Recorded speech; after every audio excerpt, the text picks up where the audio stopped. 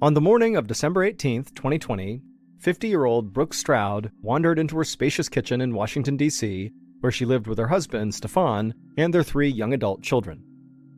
Brooke shook her head and tried to concentrate as she searched for the cup of coffee she'd brewed earlier. She hadn't been herself the last few days. Her head felt foggy, and little things, like where she'd put her coffee, had been slipping her mind. Brooke spotted the cup in a corner right near their large Viking stove. She grabbed it and headed out of the kitchen and into the formal living room. She slipped on a jacket and went out to the backyard, making a beeline for the separate guest house where she'd set up a home office. It was 9 months into the COVID-19 pandemic, and most businesses all over the country were shut down.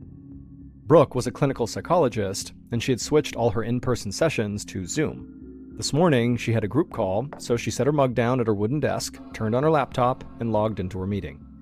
As Brooke said hello to the other participants, a wave of exhaustion suddenly washed over her. Her head felt heavy, and every bone in her body was suddenly aching. A scary thought crossed Brooke's mind. Maybe she'd finally gotten COVID, a disease that had already killed 350,000 people in the United States alone. She tried to power through the meeting, but all she could think about was how awful she felt. And so after only a few minutes of being in this meeting, she told everybody on the call that she just wasn't feeling well and asked if they could actually reschedule. After logging out of the Zoom call, Brooke took a minute to collect herself. She didn't think her symptoms seemed like COVID, so she wondered if maybe she was just overdoing it and was maybe tired from the stress of her job. She loved her work, but her hours have been crazy since the pandemic started. More people than ever were turning to therapy to get through these very difficult times. So she decided to cancel the rest of her sessions for the day and just go get some rest. She took the familiar path out of the guest house, through the backyard, and into the main house, walking more slowly than usual. Brooke climbed the winding staircase up to the second floor and into the master bedroom. There she climbed into bed, hoping to sleep off her weariness.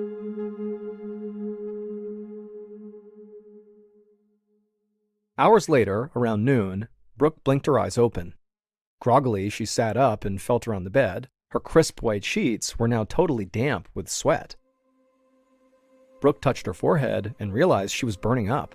She stumbled out of her bed and into the bathroom to take her temperature, and she saw it was 100 degrees Fahrenheit, and so she knew she was officially sick. Brooke tried to figure out what to do. She needed to get herself tested for COVID as soon as possible, but at-home COVID tests were not available at this time, which meant she'd have to set up an appointment with her doctor. Until she had the results, she could stay in her bedroom to avoid infecting her family potentially, but then she realized it was likely too late to actually isolate herself. Her youngest kids, 19-year-old Alex and 17-year-old Olivia, had come home from college and boarding school for the holidays a few days earlier, and they were probably already exposed to whatever Brooke had. So she decided it likely made the most sense to just kind of go about her day as usual, but at the same time, try to keep her distance from the kids and her husband. So Brooke put her hair up in a messy bun and headed downstairs. A few hours later, Brooke gathered everyone for dinner. She sat at one end of their long table, while Stefan and the kids were at the other. Brooke wasn't up to cooking, so she ordered takeout from an Italian place, and the table was overflowing with pastas and salads. Alex and Olivia piled their plates high. They always had big appetites when they came home after months of school cafeteria food. Brooke was glad to see her kids eating, but for her, her fever was still burning, and she felt barely hungry at all. She pushed her pasta around her plate as her kids talked about what their semesters had been like with all the COVID protocols. Alex went to college in North Carolina, and Olivia was a high school senior at the same all-girls boarding school in Virginia that Brooke had actually attended. Brooke's oldest child, Sebastian, went to college in Vermont and wouldn't be home for a few days. Brooke really hoped she'd feel better by then, so they could all spend the holidays together, stress-free. Alex looked excited as he told them all about school, but Brooke could see the sadness in Olivia's eyes as she talked about the way COVID restrictions had basically ruined campus life. Normally, she played on a few different sports teams, but the pandemic had put all of them on hold. Brooke felt sorry for Olivia. Even though the pandemic was hurting everybody, she knew her daughter was having an especially hard time. She had looked forward to being a senior for so long, and now that she was, everything seemed to be falling apart. But Brooke's job was to be Olivia's mom, not her therapist, and they were all trying to figure out how to adjust to this new normal. After everyone was done eating, Brooke suggested they watch an old Christmas movie. Brooke took a seat at the opposite end of the couch from Stefan and the kids, and then willed herself to stay awake. Even after napping for several hours that day, she was still exhausted. About halfway through the movie, Brooke noticed her husband massaging his temples, and he also had a strained look on his face. She asked him what was wrong, and he explained his head was pounding. Brooke suggested he go check his temperature. Maybe he had a fever too. They paused the TV, and Stefan headed upstairs, holding onto the banister for support. A few minutes later, Brooke heard him vomiting. So she mustered what little strength she had left and ran up to find him leaning over the toilet bowl. She rubbed Stefan's back, trying to soothe him, but then she heard Alex and Olivia yell for her. Brooke told her husband she'd be right back, and she retraced her footsteps back to the living room. There, she found Alex and Olivia lying on the couch, clutching their heads in their hands as well. They complained that they also had terrible headaches. Brooke turned to go get them some water from the kitchen, while Alex shot up from the couch and ran to the guest bathroom. A second later, Brooke heard him retching too. And as if on cue, Olivia started dry heaving as well. Brooke ran to the kitchen at this point and grabbed a trash can, and she made it back to the living room just in time to set the bin in front of her daughter as she threw up all of her dinner. The following afternoon, Brooke and Stefan sat next to each other inside of a small exam room at their family doctor's office. Brooke had woken up that morning feeling like she'd barely gotten any sleep, even though she'd slept through the entire night, and the rest of her family felt just as bad. So Brooke had decided to get herself and Stefan checked for COVID. Brooke pulled her mask down under her nose, leaving just enough room for the nurse to insert a long nasal swab into her left nostril. It went so far back that it felt like Brooke's brain was being tickled. Her eyes teared up at the sensation, and she stifled a sneeze. The nurse rotated the swab around her nose for several seconds until it was coated with fluid, and then she repeated the same thing in Brooke's right nostril. And then she did the whole process all over again for Stefan. The nurse explained it would take about 24 hours for them to receive the test results by email. Then she took the swabs and left the room, while Brooke and Stefan checked out at the front desk. The next day, December 20th, 2020, Brooke stared at an email she had gotten from her doctor on her phone. She and Stefan were both negative for COVID, which was great, but they still felt horrible, and so clearly they were sick with something. Brooke decided to call Alex and Olivia's pediatrician to see if the kids should get tested for COVID too. But their doctor explained that it probably didn't make sense since Brooke and Stefan already tested negative. Whatever germs they had would have already infected the kids, but very, very likely it was not COVID. So the doctor recommended that everybody in the family just stay home, get some rest, drink lots of fluids, and surely this whole thing will just pass. However, a few days later, Brooke woke up aching all over still. Her fever had stayed steady at 100 degrees Fahrenheit, clouding her mind. The rest of her family felt just as bad too. Their headaches had never really gone away, and some mornings they still woke up feeling very nauseous. But Brooke fought through the fatigue and dragged herself out to her office in the guest house. She knew she was supposed to focus on resting and powering up her immune system, but she felt a responsibility to her clients. Her family was not the only one struggling right now during this weird holiday season. So Brooke settled in at her desk and logged into her first Zoom call. And as she took notes and chatted with other clients throughout the day, she felt herself perk up a bit. Slowly, her headache subsided, and the exhaustion that had usually overpowered her these last few days began to lift. Brooke thought about how good it felt to focus on other people for a change. Around 5 p.m., she wrapped up her sessions and made her way back to the house. She felt optimistic for the first time in a while that maybe she was finally getting over this illness. And so, Brooke, feeling really good, decided she would surprise the family by cooking a nice dinner. An hour later, Brooke called her whole family over to the dining room. She'd grilled some nice, thick steaks, figuring they could all use the protein. Brooke smiled as she doled out plates of food, silently telling herself that they would all be better by Christmas. She'd gotten sick before everybody else, so it made sense that she was recovering sooner too. But as Brooke took a bite of this food she made, she suddenly felt all that heaviness in her head and body start to creep back in. She told herself it was nothing, ignoring the queasiness that was growing in her stomach, and she managed to swallow a few bites of food before she just gave up. And she could see that the rest of her family also could not stomach their food either. Brooke watched Olivia push her salad around listlessly. She was usually so bubbly and full of life, but tonight, just like the rest of them, she looked defeated. Brooke sighed and began clearing their plates covered with uneaten food. After cleaning up, it took all the strength she had left just to shuffle upstairs and fall into her bed.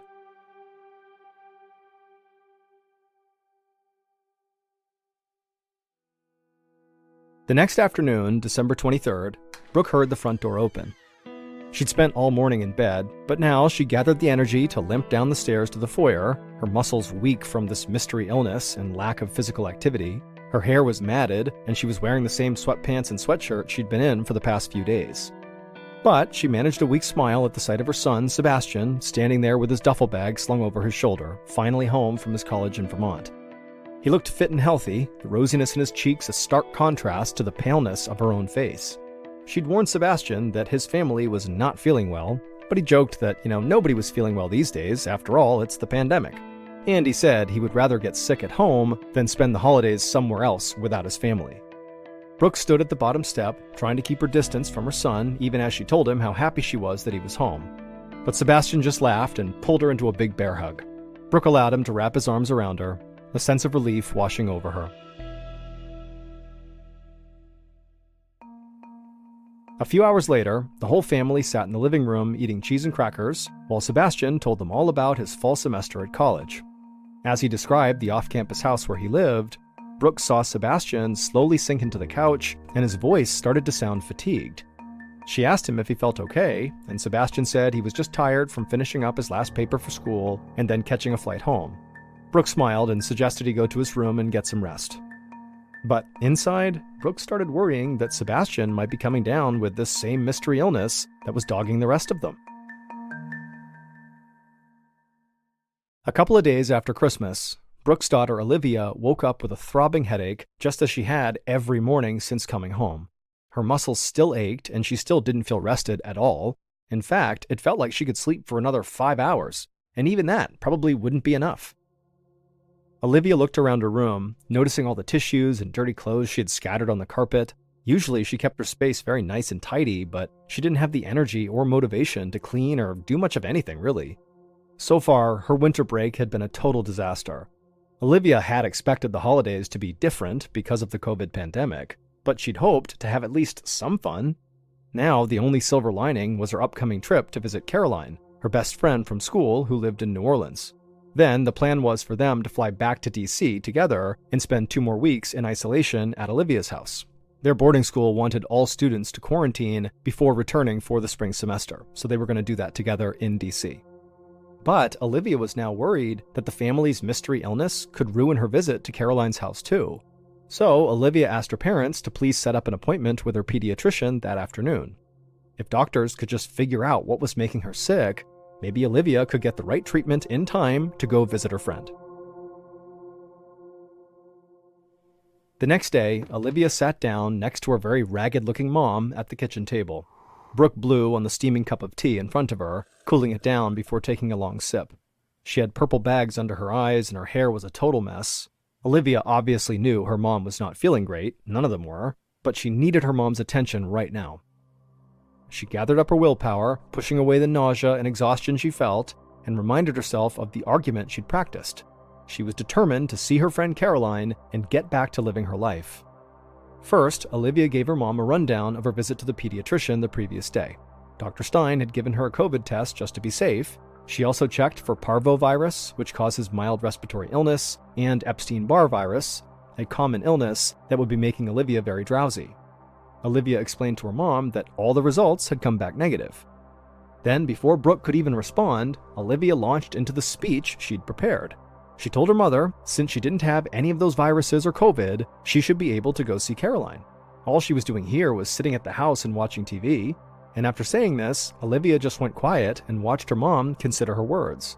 She could see the wheels in her mother's mind turning, and for a moment, it seemed like her mom might actually agree with her. But before Olivia could celebrate her victory, her mom's face got serious, and she began to speak in a very soft voice.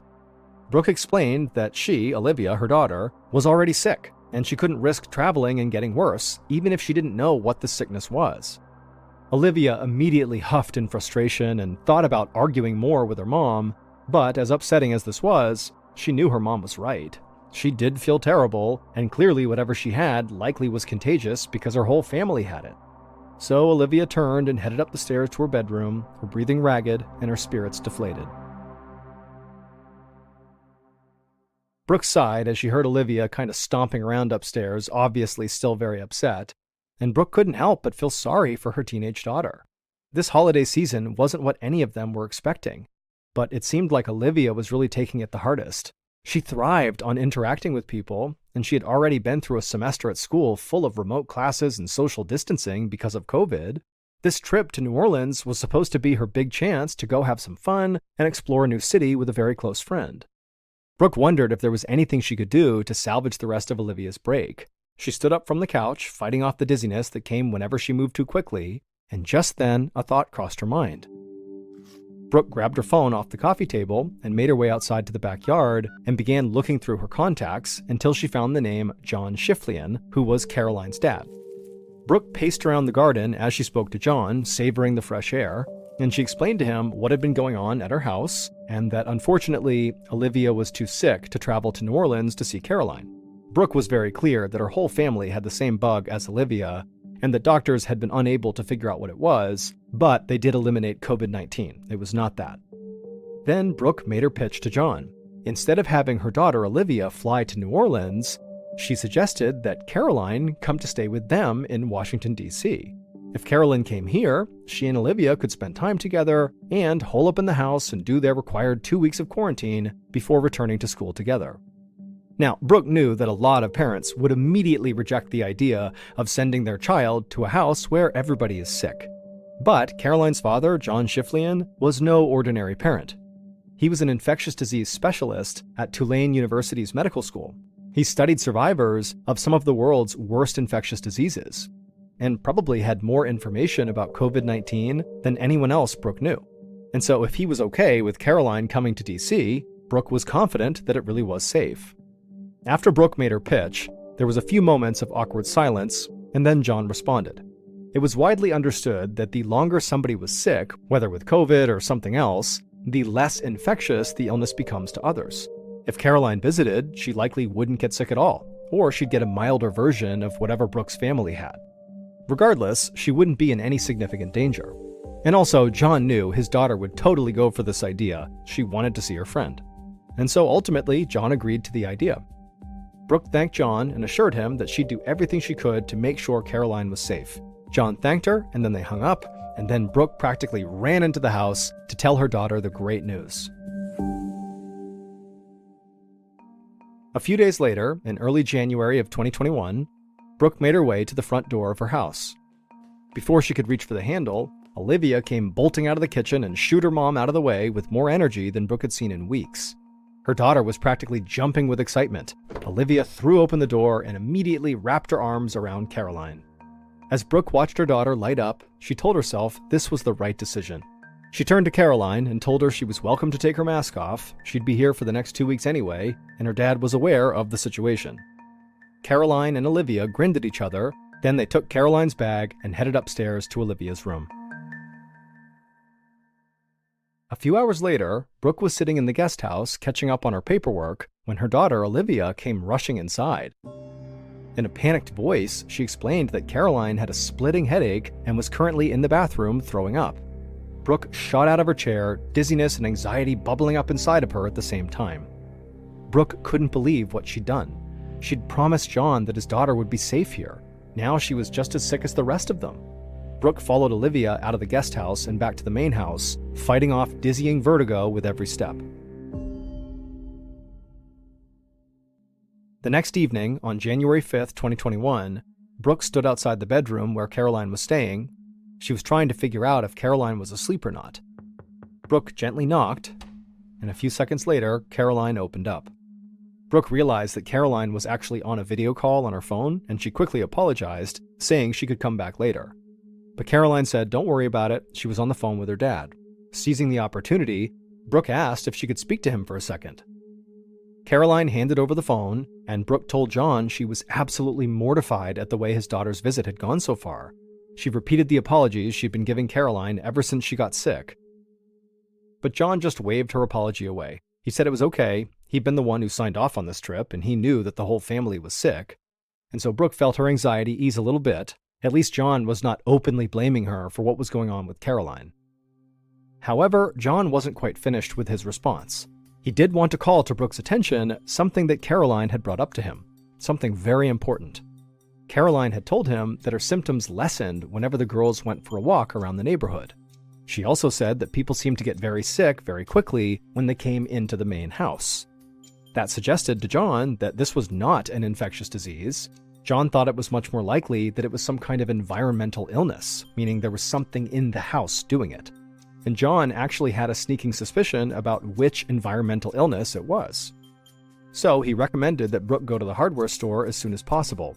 There, she could buy a device that would prove John's theory.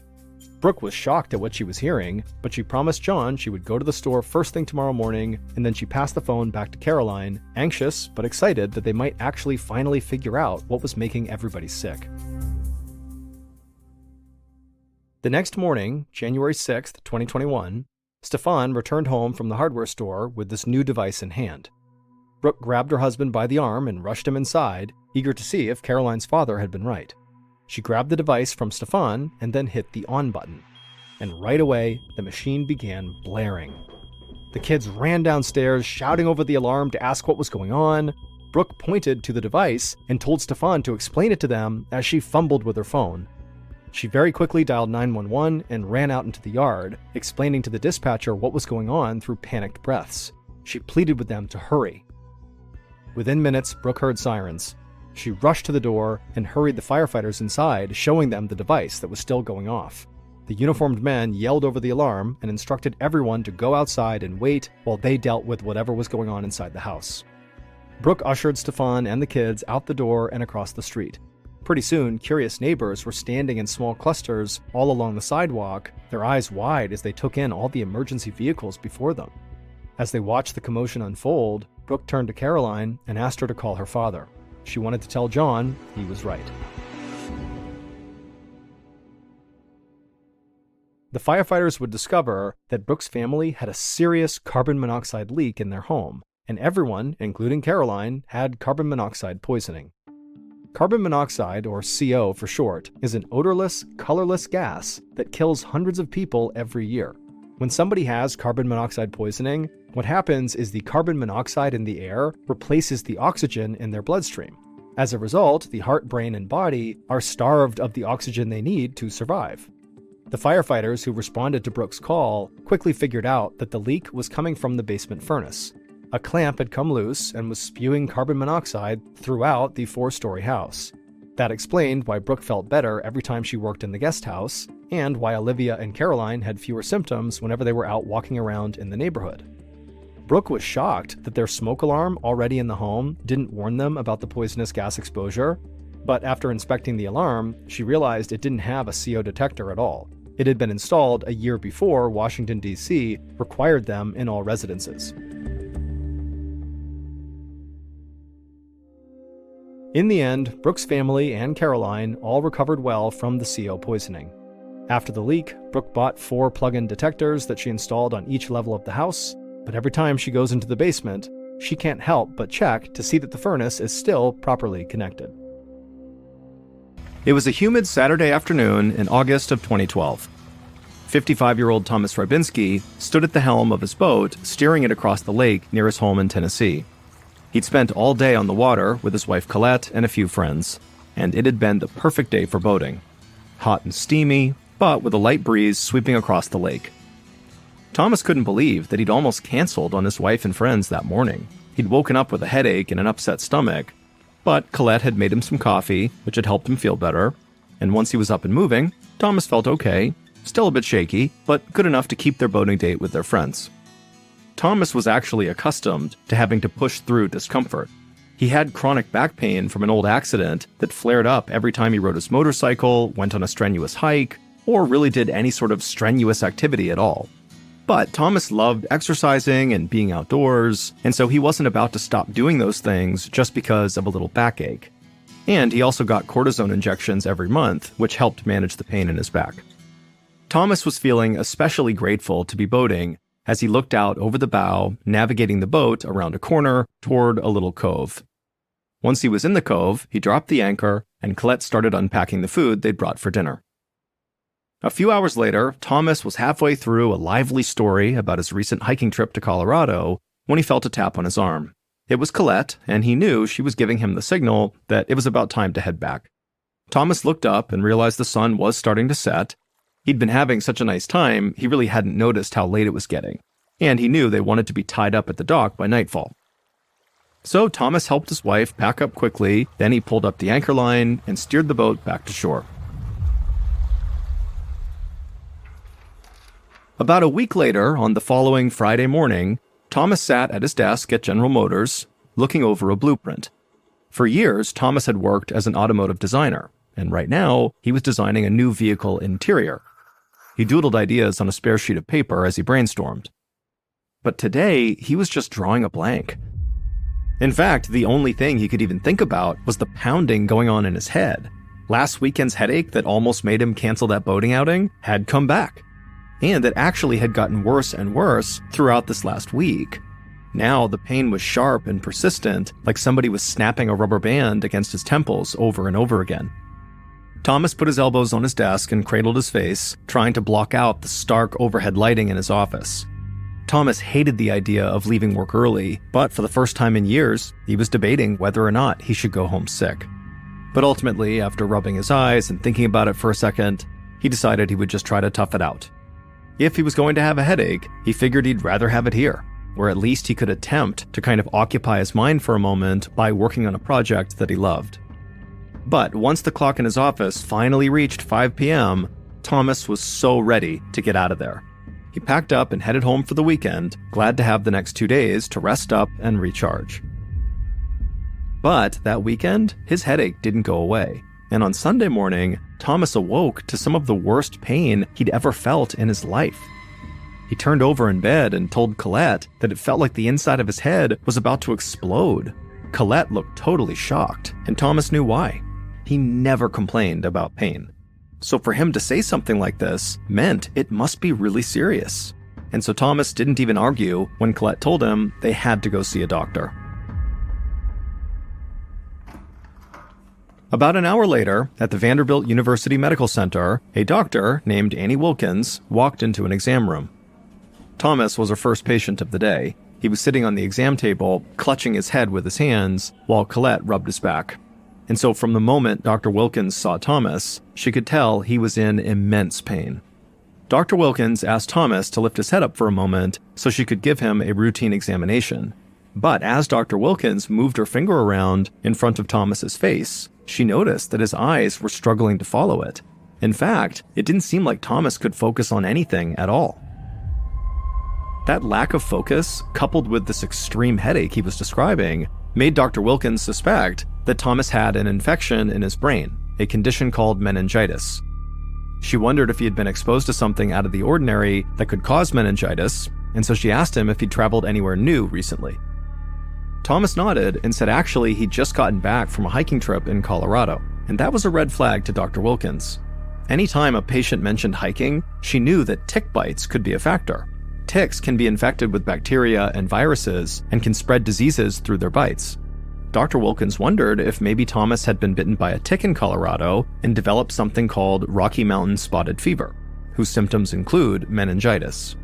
To find out, Dr. Wilkins told Thomas that he would need to undergo a spinal tap so the lab could study his spinal fluid for signs of disease. First, she wanted to know whether or not he had meningitis, and then also whether or not Rocky Mountain spotted fever caused the meningitis. Thomas grimaced at the thought of a needle going into his spine, but the doctor told him really it was no big deal and they would have answers soon. About 90 minutes later, Dr. Wilkins received the first results from the spinal tap. Thomas did indeed have meningitis. So Dr. Wilkins asked a nurse to start Thomas on antibiotics right away, which would help reduce the swelling around Thomas's brain and his spinal cord. But about an hour later, Dr. Wilkins got a surprise when the rest of Thomas's lab results came back. Thomas's spinal fluid showed that he did not have Rocky Mountain spotted fever. In fact, there was no trace of any bacteria or virus in his spinal fluid at all, which left Dr. Wilkins feeling totally perplexed. She had been fairly confident that Thomas would test positive for Rocky Mountain spotted fever, and if not that, then definitely some other virus or bacteria. After all, viruses and bacteria cause the vast majority of meningitis cases. Dr. Wilkins knew that other invaders can also cause the disease, such as parasites, but that usually only happened to people who traveled internationally. And in extremely rare cases, patients could get meningitis from a fungus that lives on unsterilized surgical equipment, but Thomas hadn't had any surgeries. So Dr. Wilkins was at a total loss as she walked back towards Thomas's room. She found him inside, lying awake in bed, with his wife Colette sitting nearby in a chair. Dr. Wilkins was relieved to see Thomas looking much more alert than when he'd come into the hospital a few hours ago. The antibiotics already seemed to be helping him. Colette stood to greet Dr. Wilkins and then quickly asked her if they knew what was wrong with her husband. But Dr. Wilkins had to be honest and said no, she didn't know yet. She was going to keep Thomas in the hospital for a few days. That way they could keep an eye on him as the antibiotics fought the infection. But she still did not know what had caused this infection in the first place. Over the next few days, Thomas steadily recovered, and on the 5th morning of his hospital stay, Dr. Wilkins was glad to see that Thomas was nearly back to his usual self. He wasn't in pain, and he no longer seemed groggy. Dr. Wilkins felt so confident about Thomas's condition that she actually discharged him from the hospital so he could finish recovering at home. 1 week later, on September 7th, an epidemiologist named Dr. April Petit returned to work at Vanderbilt University Medical Center after a week off. She began her day by looking over her patients' charts, and one caught her eye. Thomas Rybinski was back at the hospital and had just been transferred by Dr. Wilkins to Dr. Petit's care. Dr. Petit looked closer at his chart, and she saw that Thomas had been given a 2-week treatment of antibiotics to take at home, but after only a few days of that, he'd felt so sick that he had to come back to the hospital. Dr. Petit made her way to Thomas's room, and when she went inside, she saw Thomas laying in bed with a dazed look on his face. His wife Colette was sitting by his side, and she explained that Thomas had been acting confused all morning, and also, for the past few days, he'd been complaining of lower back pain. Dr. Petit nodded and then walked over to Thomas's bedside and gently asked him how he was feeling. And Thomas looked up at her, but he had this look on his face like he didn't understand the question, and then he just stayed silent. Dr. Petit frowned, knowing her job just got much more difficult because clearly Thomas was not going to be able to tell her exactly how he was feeling. All she'd have to go on was Thomas's medical records and anything Colette could tell her. Dr. Petit suspected that Thomas's meningitis must have flared up again. So she ordered an MRI of Thomas's spine and brain, as well as another spinal tap. She also started Thomas on a new cocktail of antibiotics, and she asked the lab to test his spinal cord fluid again to try to find the cause of this infection. Later that evening, Dr. Petit stopped by Thomas's room to check on him, and she was pleasantly surprised to see that he already seemed to be improving. But as she headed home that night, she couldn't help but still feel nervous for Thomas. After all, they thought he was getting better once before, and now he was back in the hospital, sicker than ever.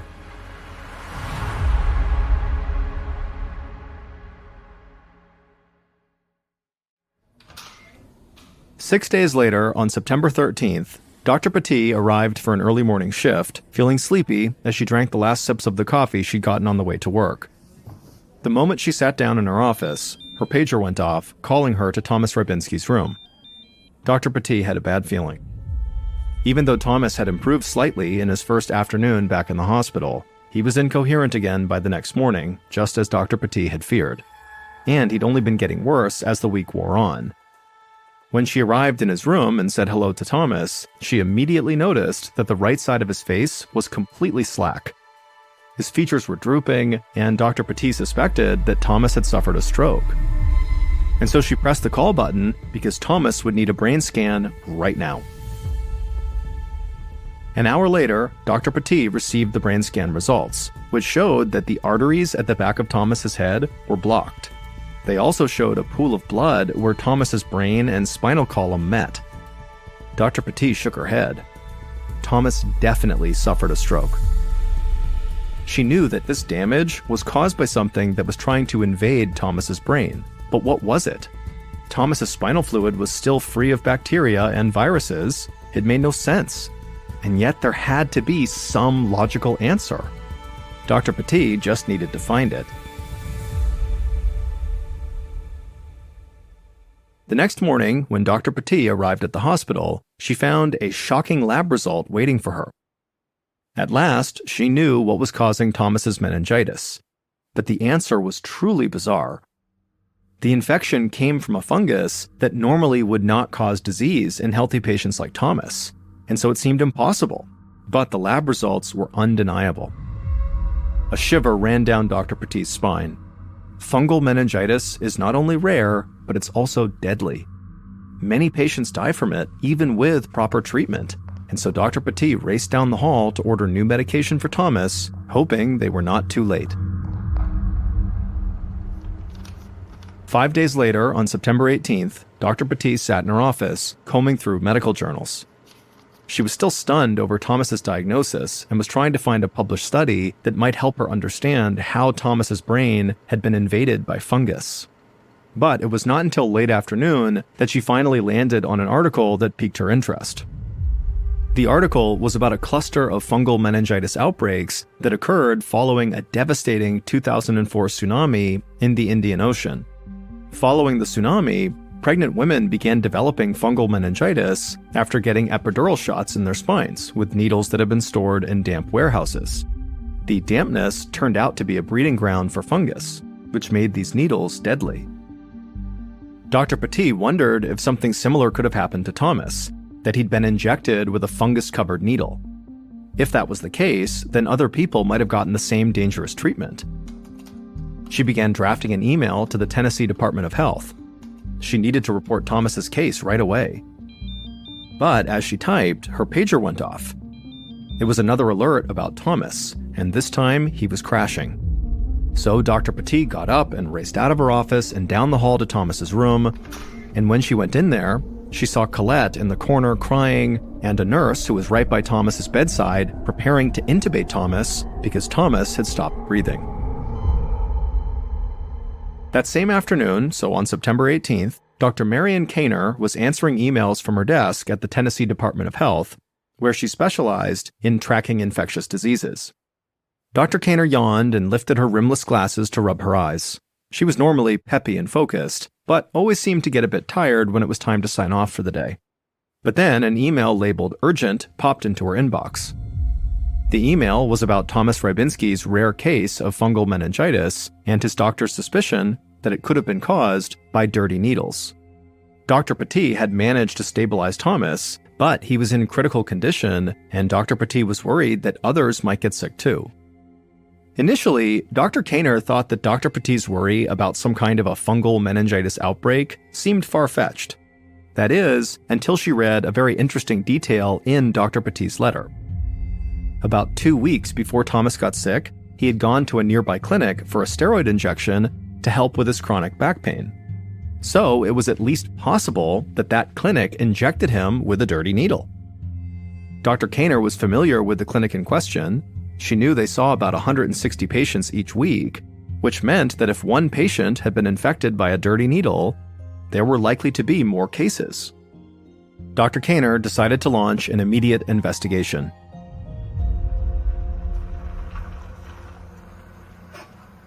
Two days later, Dr. Kaner parked her car at the St. Thomas Pain Clinic, which was where Thomas had received his steroid injection.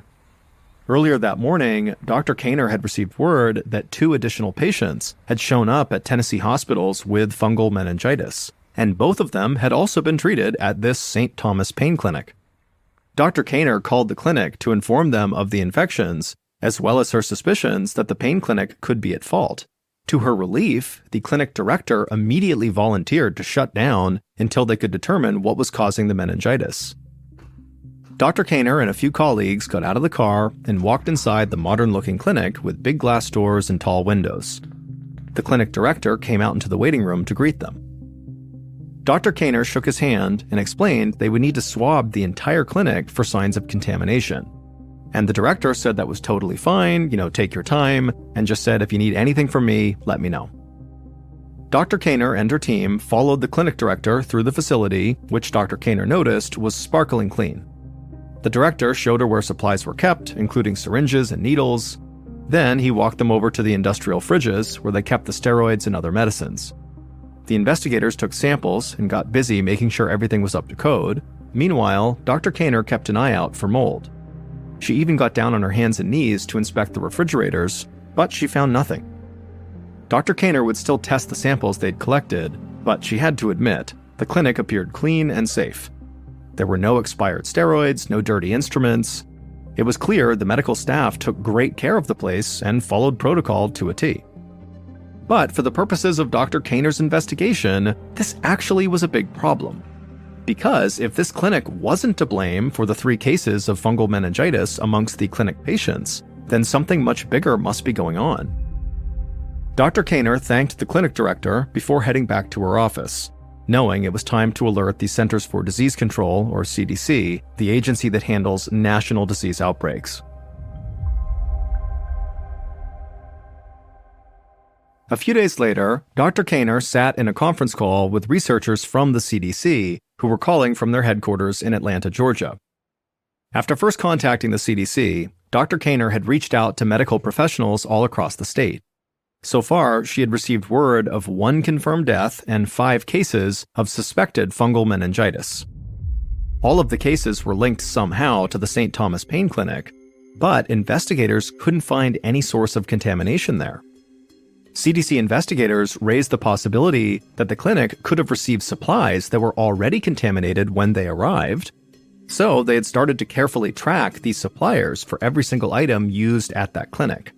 They were checking not just the needles, but also the syringes, anesthetics, surgical dye, even the trays used to hold the instruments.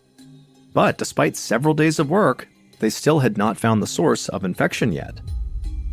As Dr. Kaner listened in on this conference call, one of the investigators in Atlanta reminded everybody on the call that many of the patients at the St. Thomas Pain Clinic had received steroid injections to relieve their discomfort. So, if the clinic's needles weren't dirty, then maybe the problem was actually the steroids themselves. Another CDC official then added that it would be easy enough to check because all of the clinic's steroids had all come from the same place, the New England Compounding Center, or NECC for short, which was located in Framingham, Massachusetts. The CDC investigators said they should let NECC know which steroid batches were being linked to the meningitis cases. That way the company could recall the batches immediately. And so Dr. Kaner suddenly felt hopeful. She left the conference call feeling certain that NECC would recall the drugs and this meningitis scare would soon be over. At 6 a.m. on October 2nd, so a couple of weeks after Dr. Kaner began her investigation, a U.S. Food and Drug Administration investigator named Stacy DeGarmo pulled into the NECC's parking lot. One of her colleagues sat in the passenger seat taking photographs. Thomas Rybinski, whose case started the investigation, had now passed away from his fungal meningitis. So now, at least 2 people in Tennessee had died after receiving the steroid injection compounded at the NECC, and there were 14 other cases identified across the nation. But it had the potential to get much, much worse because NECC shipped so many steroids all over the country. Dr. Kaner and the CDC investigators had learned that the NECC had distributed 17,675 vials of potentially contaminated steroids across 23 different states. The Food and Drug Administration, or FDA, had quickly gotten involved and almost immediately decided they needed to pay NECC a physical visit. Lead FDA investigator, DeGarmo, was certain she would find the answers they needed inside the sort of bland-looking brown brick building where the NECC was headquartered. As DeGarmo looked across the parking lot, she immediately saw something troubling. There was a huge construction vehicle, like an excavator, with a big mechanical shovel that was tearing in to a pile of construction debris and other trash, spreading dust all around. A mess like that has no business being outside of a building where drugs are made. DeGarmo shook her head and climbed out of her car. She'd never been to NECC, but she was not surprised when she'd gotten a call about them from the CDC. Her agency had a history of run-ins with NECC, including a time 10 years earlier when their steroids had given a few patients meningitis-like symptoms. So if these executives at NECC were up to no good, well, DeGarmo was thrilled to be the one to ruin their day. DeGarmo and her colleague walked into the ground floor laboratory of the NECC, where 2 company executives stood waiting for them. They didn't look particularly pleased to be up so early, especially to be giving a tour to 2 FDA investigators. Still, DeGarmo followed after one executive, while her colleague went with the other. The executive that DeGarmo had followed led her through the laboratory, and DeGarmo noticed right away that the facility was absolutely filthy. As DeGarmo looked over documents, her colleague zipped on a gown, put a respirator on her face, and entered the facility's clean room, where most of the facility's lab work took place. DeGarmo remained outside because she was pregnant, but she watched through a window as her colleague moved methodically around the room, wiping surfaces with a sponge. When she finished with each sponge, she dropped it into a sterile bag so that the sponge and whatever was on it could be tested later. From the door, DeGarmo could see that one of the ovens used to sterilize the NECC drugs was obviously covered in this sort of brown muck. She watched with disgust as her colleague carefully swiped the oven and then dropped that dirty sponge into a bag. 12 hours later, DeGarmo and her colleague were exhausted, but they still were not done combing through the NECC lab. They needed several more days to finish their investigation as NECC lawyers raised one objection after another. Finally, on the third day of the FDA investigation into the NECC facility, NECC executives just straight up would not let DeGarmo back into the building. So the following week, on October 16th, Massachusetts health agents raided NECC, and they would make a staggering discovery. Not one, but 3 batches of steroids made at NECC were found to be contaminated, meaning that tens of thousands of infected vials had been sent out across the country, including to the St. Thomas Pain Clinic in Tennessee. Overall, NECC was a sanitary nightmare. Not only was the lab dirty, but the owners of the manufacturing center also owned a waste management business that was right next door. And investigators found that NECC's whole operation was pretty much illegal. They were mass-producing drugs that they had no legal right to make. And when investigators looked even more closely, they found the NECC had actually created thousands of imaginary patients just to make it seem like their operation was legitimate. All told, more than 100 people died from NECC's contaminated steroids, and almost 800 other people got sick in what was the worst pharmaceutical disaster in decades. NECC's supervising pharmacist, whose name was Glenn Chin, along with several other executives, were sent to jail over their role in creating the dangerous conditions in their facility. Prosecutors said they had all chosen profits over keeping patients safe.